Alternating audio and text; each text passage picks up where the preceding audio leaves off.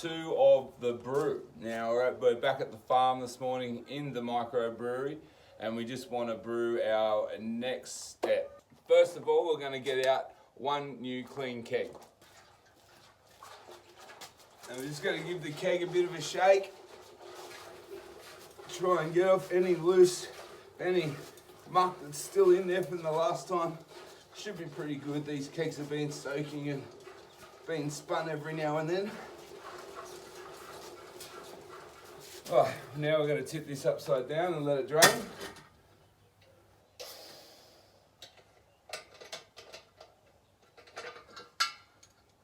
And put the lid in our little soaking tray over here.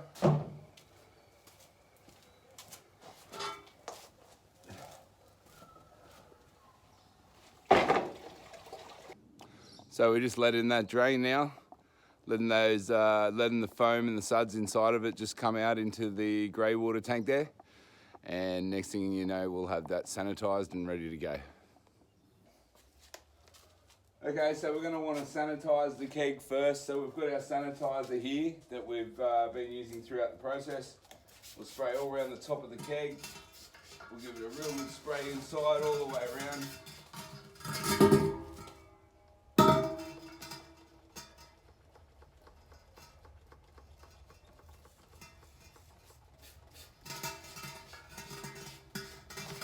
Really want to coat the inside of that keg with as much sanitizer without it becoming too liquidy.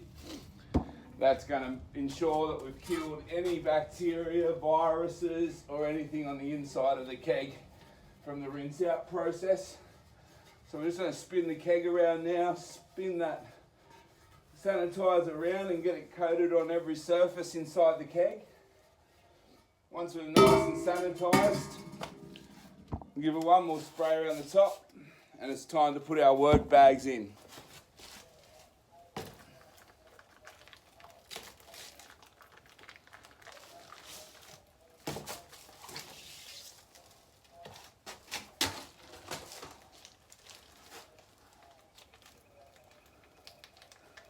Now the trick with these bags is trying to get the whole thing in without spilling any.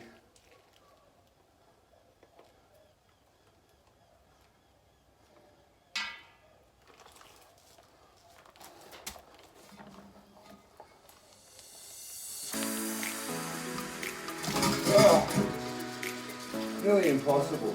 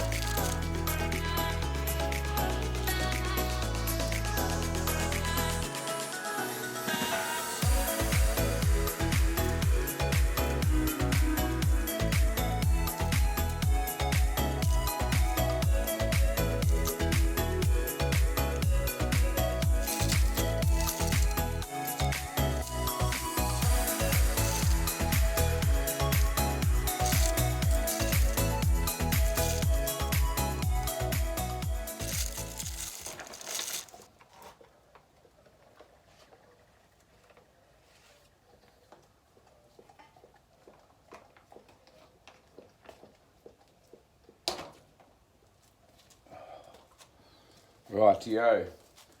Alright, we finally got both bags into the keg. Fair bit of foaming up this time, so I might have lost a little bit. And some went on the floor on the first bag, so just means maybe slightly less beer in there. Maybe a beer less, maybe 2 beers less. So our next step is to add the 3 sachets of yeast, and this is a special lager yeast. So this yeast is called dry lager yeast. This will help make the lager flavour that we want. So we're going to put all 3 sachets into the keg.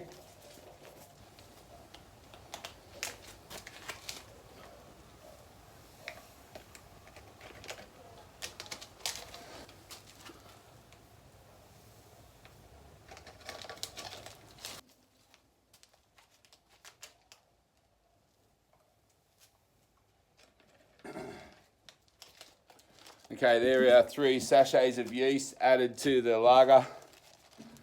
Now what we're going to want to do, as the yeast starts to ferment in there and starts to eat at the sugars, they're going to let off CO2 gas.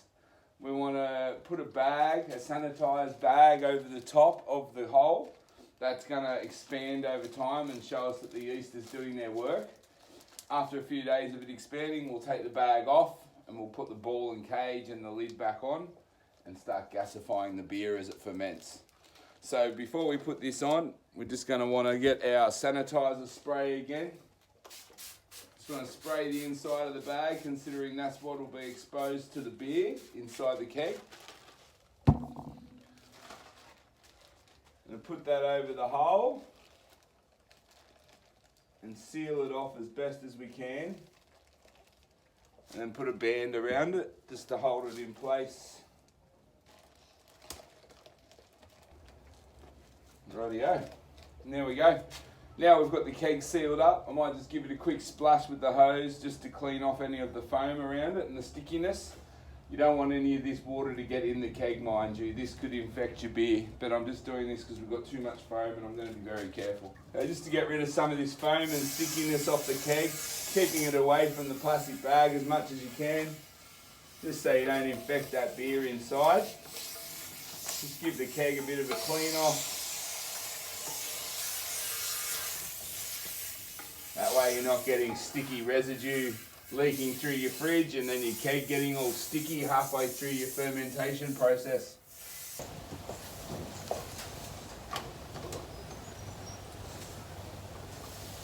So we've got our fridge set here, 15 degrees. It's currently on its cooling down, hence the little snowflake on the side here. But once you've got your keg set up and filled and inside, that's what she's going to look like. Bag on top, nice and clean, sealed off, and just waiting for your yeast to start working. And that bag's going to expand up and be like a balloon on top. We had the plastic bag over the top of the keg, and we were waiting for that to expand up to show us that the yeast were doing their work. And then what we might do now is sanitize a cap and ball and float and put that on so we can start to gasify the beer with the CO2 created by the yeast. So here we are over at our fermentation fridge, and we've got it set at 15 degrees. As you know, it's currently heating it up to bring it back up to 15 at the moment. But yep, inside the fridge we'll have a look at how our keg is going, and we can see our bags blowing up there on the top. That's pretty good, pretty full of CO2. Now we need a lid, a clamp,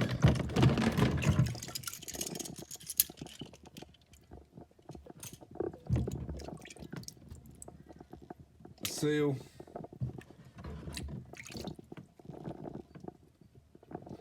and we're going to need a ball and cage, a dip tube, and that's it. Alright, so we've got our dip tube, cage and ball with the float on there. I just want to sanitize the outside of it all the way down. Sanitize the inside of it. So we've got some sanitizer coming out the bottom. Sanitize inside the cage. We also want to sanitize the lid and where the tube goes on, and inside where the beer's gonna come out. We're gonna put the sanitized tube on. Sanitize our seal.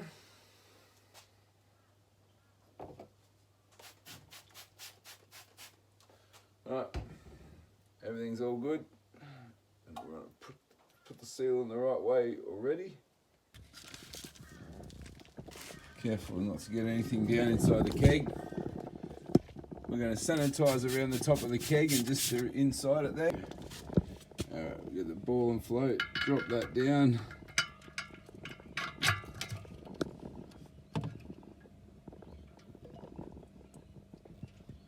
Seal on. We're going to have our gas go that way. So gas bottle's on this side of the fridge, so we want to line that up well. our clamp. Don't need to sanitise this, but it won't hurt, so we'll do that.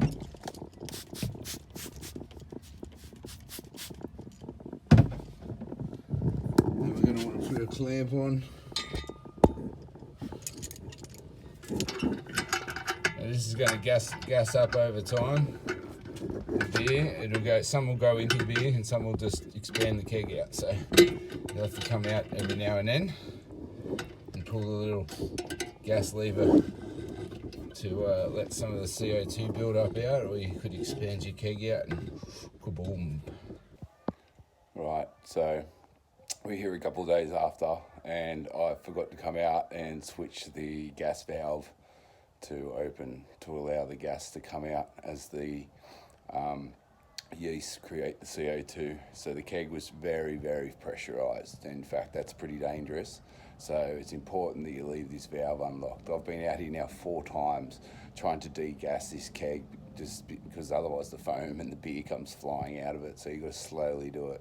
So I'll just show you how we're doing that now. And for those, for everyone watching in the future, and I will be, I just forgot to do it because I wanted to show you it gassed up and then I left it for too long. But this little lever here, you need to pull this out and twist it to the side to allow gas that the yeast produce out. But anyway, you can see here, I'm trying to let it out slowly. If I pull that too hard, beer will come flying out everywhere. I've already been coated this morning, but there's a lot of gas in there. The keg actually looked a little bent, bolted out just down the bottom there when I got out here this morning. So it's Monday morning and I put that lid on Friday. So I checked it on Saturday and there was nothing in it. So obviously on Saturday night and Sunday night it's gassed up a lot. So now I'm just trying to degas it. Once I get it equalised, I'll turn the key ring here to 90 degrees and that'll open up the gas valve, and I'll leave that open for another week and then I'll shut it. And any gas build up after a week will then go into the beer and help give the carbonic bite that we want once we pour it over to the serving keg. Righto guys, oh, here we go, here comes the beer. Alright guys, this is why you got to sort of leave it open so this doesn't happen. Right, so we have our temperature controller here, currently set at 15 degrees. It's what our yeast has been working at for the last 2 weeks now. So we want to press set. Once that starts flashing, we're going to tick it up to 18 degrees. Press set again. And we can see our little heater icons come on, which will bring our temperature up to 18 degrees. We'll just check that we're on 18. Happy days. Press set again. Okay, we've got our fermentation keg. I have been leaving the valve closed for a day at a time now, just to let the CO2 build up and go into the beer to give us a little bit more carbonic bite on the first couple of rounds. So we'll just degas that before we pull the lid off. That's degassed now. Take the lid off. Be careful not to put any germs or touch the inside of what goes inside, as this will end up putting a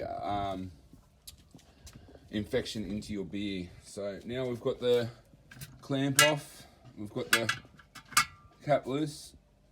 We're going to put some biofines in there, give it a quick spray, and put the lid back on.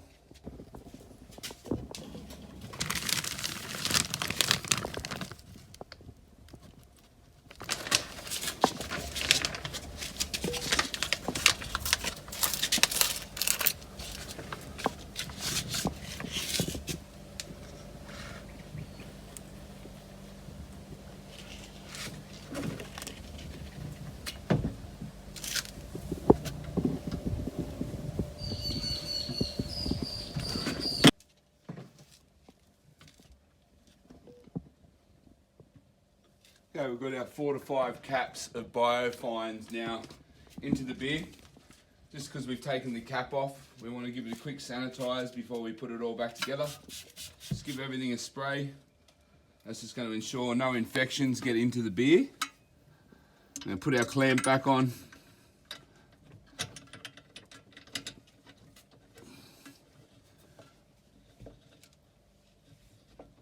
clamp that nice and tight. Ensure that our gas valve's shut, and that's it. Okay guys, that's the next step of our brew process.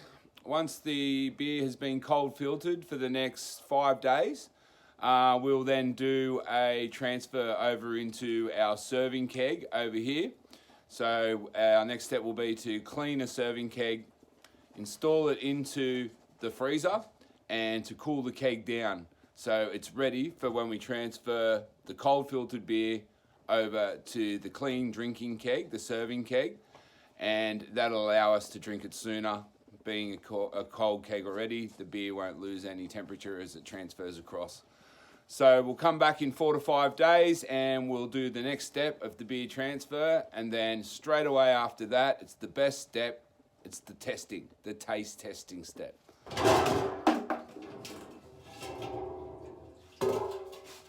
So here we are out on the grass. We've got our keg here behind us, and what we're going to do is take the lid off, give it a shake, give it a bit of a scrub and a rinse out.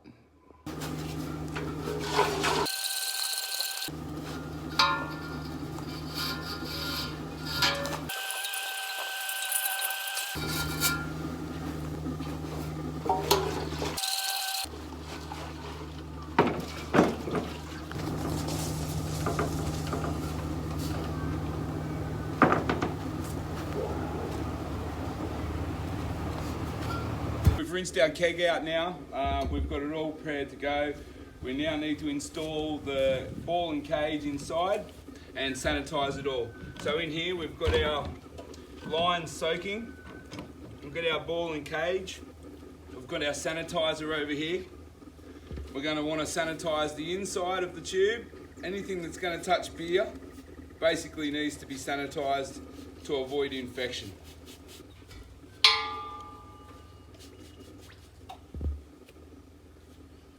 Drop that in there nice and easy.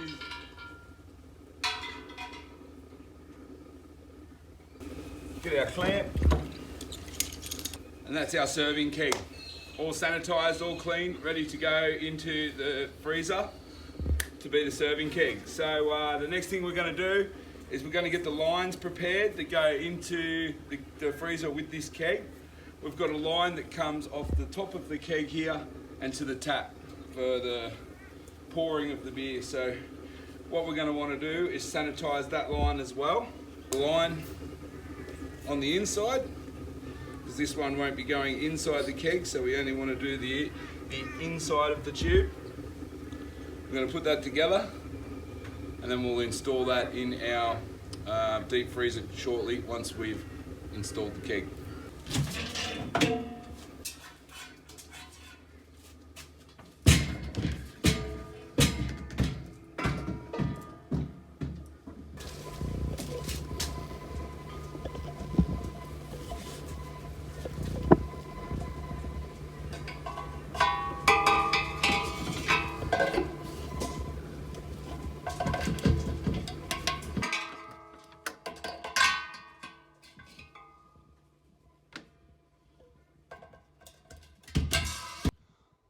Okay, now that we've got our clean, sanitized keg installed into the deep freezer, into the serving freezer, we've also got a gas line connected and the tap line connected. Now, they're going to be disconnected later once we do the beer transfer.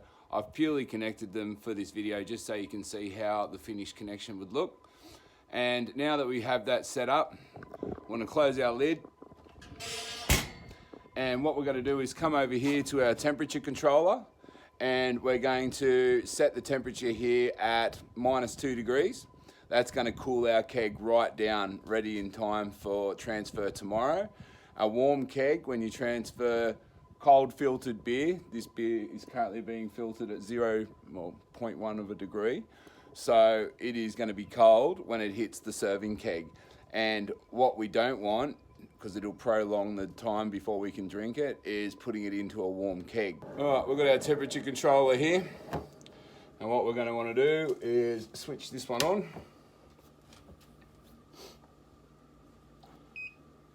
All right, we're rolling at 13.6 degrees inside the serving freezer at the moment. So we want to set that down to -2, just to chill our keg right down. I'll set that. So now that temperature has been set, we'll come back tomorrow and we'll transfer the beer to the serving keg. Looking forward to it. Okay, so we've got our transfer line hooked up to our serving keg. Goes through and it comes into here and into the top of our fermentation keg. We have the gas attached to our fermentation keg. We're going to set our gas bottle now to 17 psi. And we're going to let that gas up. And we're going to start to see the beer transfer now. There we go. Nice, clean, crisp beer by the looks of things. Perfect. We'll transfer that, and that'll take probably about 15-20 minutes to transfer the whole keg across. And then there'll be around about 110, 120 beers of clean, crisp, cold filtered lager. Now we just want to come back and watch this every now and then and just make sure that we're still got the gas happening and we've still got a clear filter happening through here, a clear beer. If you start to see this change from the clearness we have there, you're going to want to stop the gas and remove the transfer line. So that now is transferring across. You can see beer in this line into our serving keg. I'm going to shut the lid down on that now just to keep the temperature inside the serving fridge.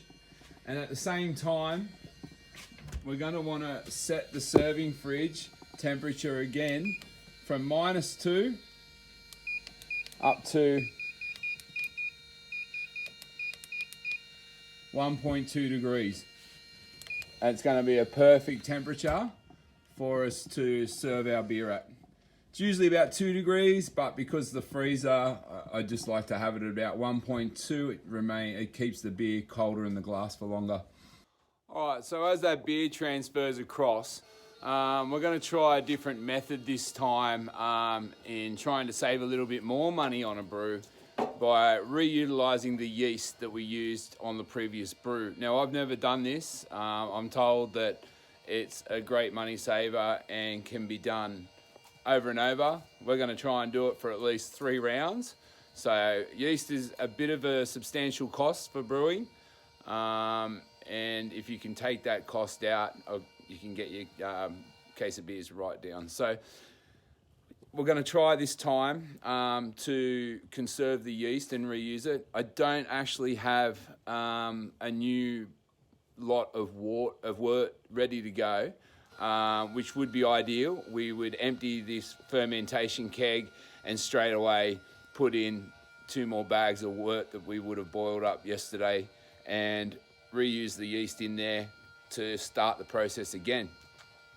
However, I don't have the wort ready, so for us to be able to reuse the yeast, I'm going to have to store this yeast in the fermentation keg with a little bit of CO2 and at a decent temperature for the yeast to remain alive and to be ready for me to use them again. So once we've finished the transfer, the fermentation fridge will get reset back to 15 degrees, which is a comfortable temperature for yeast to live. And we will then keep a little bit of CO2 in that fermentation keg for the yeast and seal that fridge up. And hopefully that yeast will then be still there, alive and available for us to when we do our next run of wort, which will probably be in a couple of days. So, another little trick to try and save money and being self-sufficient and trying to create as much of your own things as you can. Reusing things before having to throw them out or renew them is one of the best ways to not only be self-sufficient but to save money. All right, so that's still transferring across now. So what you're going to want to do as it transfers across is just go into the fermentation fridge every now and then and give the keg a lift. If you can lift it, it's getting empty obviously, so that's when you want to start to watch for the sediment inside the watching glass. It does take a little while for the beer to transfer across. Oh, so crisp, so clear, so clean. Oh yeah. We make a good lager at the farm, that's for sure. Okay, we're getting to the end of the keg now. I cold filter pretty well, and our yeast eats a lot of the sediment, so there's no real sediment, just foamy stuff coming through now. But the beer that's just the foamy, gassy, leftover beer. There will be sediment come after that, so we want to kind of keep an eye on it now and ensure that no sediment comes through. So now we've taken the transfer tube off. I've pulled off the tap line that was part of the transfer tube. We're just going to give that a sanitize now, and then we're going to install it back on top of the serving keg and into the tap. Now, just so we can get a better carbonic bite on the beer, as it probably doesn't have the best carbon dioxide content in the beer at this point in time, due to just only being transferred and gassed up now. So what we want to do is change the regulator a bit, gas it up to around 20 psi. You don't want to keep it at this because it's going to end up making your beer too frothy as it comes out of the tap. However, for the next, say, couple of hours, this will be a good way just to get some extra gas into your beer and give it that crisp carbonic bite that you get when you sip on a beer, because no one wants a flat beer. A little bit of LKCR 2 litre lager.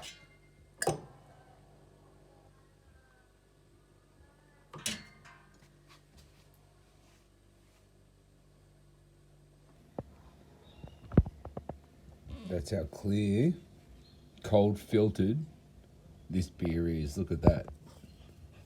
That says Headmaster, and it's on the other side of the glass. Crisp, clear, cold filtered, clean homemade beer. Gotta love being off grid. What's that, honey? You want beer? Or you want your rings thrown? Look at that. Oh, if it wasn't so frosty, you could almost see my fingerprint. I'm a brewer. Alright, Freedom Lovers. Clean from Kangaroo Creek out.